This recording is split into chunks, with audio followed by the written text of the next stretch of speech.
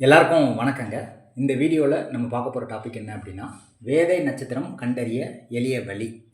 வேதை அப்படிங்கிறது எதிரின்னு வச்சுக்கோங்க. அப்போ நீங்கள் ஒரு நட்சத்திரத்தில் பிறந்திருப்பீங்க. அந்த நட்சத்திரத்துக்கு வேற ஒரு நட்சத்திரம் வந்து எதிரியாக செயல்படும். அது என்னென்ன நட்சத்திரம் அப்படின்னு கண்டுபிடிக்கிறோம். அதுதான் வேதை நட்சத்திரம். இதுதான் கான்செப்ட். இது எப்படி கண்டுபிடிக்கிறது அப்படிங்கிறதுக்கு ஒரு சில வழிமுறைகள் இருக்குது. இது புரிஞ்சுக்கிட்டால் ஈஸியாக வந்து சொல்ல முடியும். இதுக்கு முன்னாடி வந்து நான் அந்த என்னென்ன நட்சத்திரங்கள் வேதையாக வருதுன்னு சொல்லியிருக்கேன். அது கண்டுபிடிக்கிறதுக்கு ஒரு ஈஸியான டெக்னிக் வந்து இந்த வீடியோவில் பார்ப்போம். இது எப்படி கண்டுபிடிக்கிறது அப்படின்னா, இப்போ உதாரணத்துக்கு 9 கிரகங்கள் இருக்குது. ஒவ்வொரு கிரகத்துக்கும் இன்னொரு கிரகம் வந்து வேதையாக வரும், நட்சத்திர ரீதியாக. அப்போ என்னென்ன கிரகங்களுக்கு எந்தெந்த கிரகங்கள் வேதையாக வருது அப்படின்னு தெரிஞ்சுக்கணும். அது எப்படி தெரிஞ்சுக்கிறது அப்படின்னா, முதல் நட்சத்திரம் கேது, கடைசி நட்சத்திரம் புதன். அப்போ கேதுவும் புதனும் வேதை அப்படின்னு ஞாபகம் வச்சுக்கோங்க. கேதுவுக்கு அடுத்த நட்சத்திரம் வந்து சுக்கிரன், புதனுக்கு முந்தின நட்சத்திரம் வந்து சனி.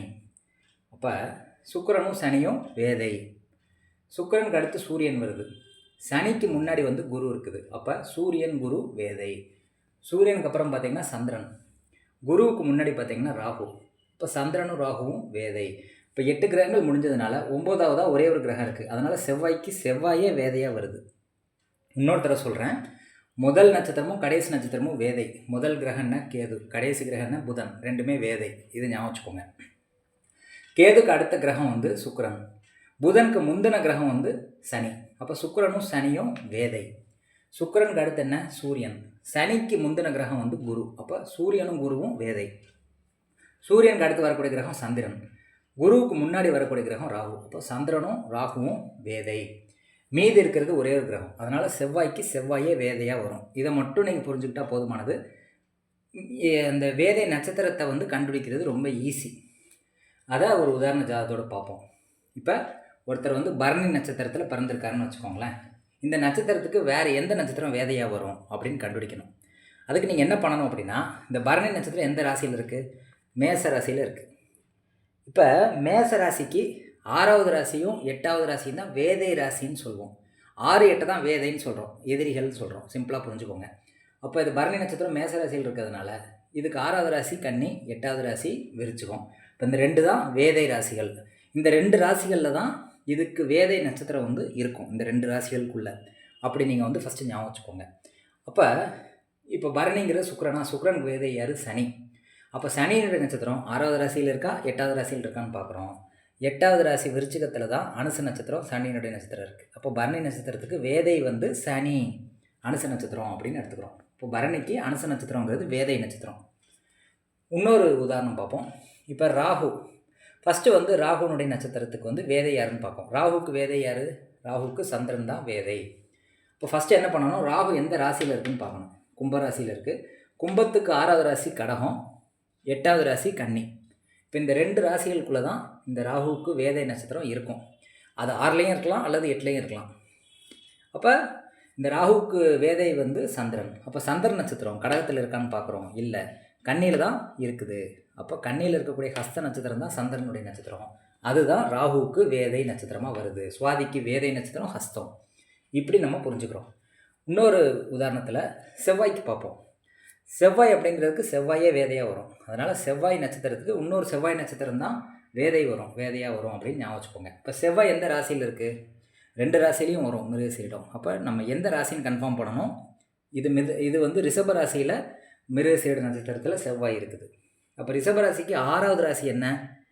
துலாம். 8வது ராசி என்ன? தனுசு. அப்போ துலாம்லேயும் தனுசுலேயும் தான் இந்த வேதை நட்சத்திரம் இருக்கும் அப்படிங்கிறத கன்ஃபார்ம் பண்ணுறோம். ஏன்னா 2 தான் வேதை ராசிகள். 6வது ராசி 8வது ராசி தான் வேதை ராசிகள். 6வது ராசியிலையோ 8வது ராசியிலையோ தான் வேதை நட்சத்திரம் இருக்கும். அப்போ செவ்வாயினுடைய நட்சத்திரம் இங்கே இல்லை, 8வது ராசியில் இல்லை, தனுசில். 6வது ராசியில் தான் இந்த சித்திரை நட்சத்திரம் செவ்வாய் நட்சத்திரம் இருக்கிறதுனால இது சித்திரை நட்சத்திரம் வந்து மிருகசீரிடத்துக்கு வேதை நட்சத்திரம் அப்படின்னு சொல்கிறோம். இன்னொரு உதாரணம் பார்ப்போம். அதாவது உத்திர நட்சத்திரம் அப்படிங்கிறது சூரியனுடைய நட்சத்திரம். அப்போ சூரியனுக்கு யார் வேதை? சூரியனுக்கு வந்து எப்பயுமே குரு தான் வேதை. அப்போ சூரியன் எந்த ராசியில் சூரியன் பார்க்கணும். ஏன்னா உத்திர நட்சத்திரம் சிம்மத்திலையும் இருக்குது, கன்னிலையும் இருக்குது. நம்ம வந்து சிம்ம ராசியில் இருக்கக்கூடிய உத்திர நட்சத்திரத்தை தான் பார்க்க போகிறோம் வேதை. அப்போ சிம்ம ராசி உத்திர நட்சத்திரம் ஒருத்தர் பிறந்திருக்காரு, உத்திரம் 1ஆம் பாதம். இந்த சூரியனுக்கு யார் வேதை அப்படின்னா இது சூரியனுடைய நட்சத்திரம். இப்போ இதுக்கு யார் வேதைனா இது ராசி வந்து சிம்ம ராசி. சிம்ம ராசிக்கு 6வது ராசி என்ன? மகரம். 8வது ராசி மீனம். அப்போ 6வது ராசியிலையோ 8வது ராசியிலோ தான் வேதை நட்சத்திரம் இருக்குங்கிறது கன்ஃபார்ம் பண்ணிக்கிறோம். இப்போ சூரியனுக்கு வேதை வந்து குரு. அப்போ குரு நட்சத்திரம் மகரத்தில் இல்லை. அப்போ மீனத்தில் மட்டும்தான் இந்த குருவுடைய நட்சத்திரம் இருக்குது. அதனால் மீனத்தில் இருக்கக்கூடிய பூரட்டாதி நட்சத்திரம் 4ஆம் பாதம் வந்து இந்த சூரியனுக்கு வந்து வேதை நட்சத்திரமாக வருது. உத்திர நட்சத்திரம் 1க்கு பூரட்டாதி நட்சத்திரம் 4ஆம் பாதம் வந்து வேதை அப்படின்னு எடுத்துக்கிறோம். இது புரிஞ்சிருக்கும்னு நான் நம்புகிறேன். புரியாதவங்க இந்த வீடியோ திரும்ப திரும்ப பாருங்கள். வேதை நட்சத்திரத்தை கண்டுபிடிக்கிறதுக்கு எளிமையான வழி தான் இந்த வீடியோவில் சொல்லியிருக்கேன். அதாவது நட்சத்திரம் இருக்கக்கூடிய ராசியை கண்டுபிடிங்க. அதுக்கு 6வது ராசியும் 8வது ராசியும் வேதைகளாக வரும். வேதை நட்சத்திரம் இருக்கக்கூடிய ராசிகள் 6ல் இருக்கணும் அல்லது 8ல் தான் அந்த வேதை நட்சத்திரம் இருக்கணும். இப்போ 6ல் இருக்கா 8ல் இருக்கான்னு பார்த்துட்டு, இப்போ சூரியனுக்கு குரு தான் வேதை அப்படின்னா சூரியன் நட்சத்திரத்துக்கு குரு நட்சத்திரம் 6வது ராசியில் இருக்கா 8வது ராசியில் இருக்கான்னு பார்க்குறோம். 8வது ராசியில் தான் குருன்ற நட்சத்திரம் இருக்கிறதுனால அந்த பூரட்டாதி 4 தான் உத்தர நட்சத்திரத்துக்கு வேதை நட்சத்திரம் அப்படின்னு எடுத்துக்கிறோம். இப்படி தான் வேதை நட்சத்திரம் கண்டுபிடிக்கணும். இது எதுக்கு யூஸ் ஆகுது அப்படின்னா, நீங்கள் ஏதோ பார்ட்னர்ஷிப் போட்டு பிஸ்னஸ் பண்ணுறீங்க அல்லது திருமணம் பண்ணுறீங்க அல்லது ஃப்ரெண்ட்ஸை கூட வச்சுருக்கீங்கன்னா, இந்த வேதை நட்சத்திரம் ஒருத்தர் வந்து உங்கள் நட்சத்திரத்துக்கு வேதை நட்சத்திரத்தில் ஒருத்தர் இருக்கார் அப்படின்னா அவர்கிட்ட கேர்ஃபுல்லாக இருந்துக்கோங்க. அவரால் எந்த பெனிஃபிட்டும் உங்களுக்கு கிடைக்காது அப்படிங்கிறது தான் இதில் சொல்ல வரக்கூடிய விஷயம். இந்த பதிவு யூஸ்ஃபுல்லாக இருக்கும்னு நம்புகிறேன். நன்றி, வணக்கம்.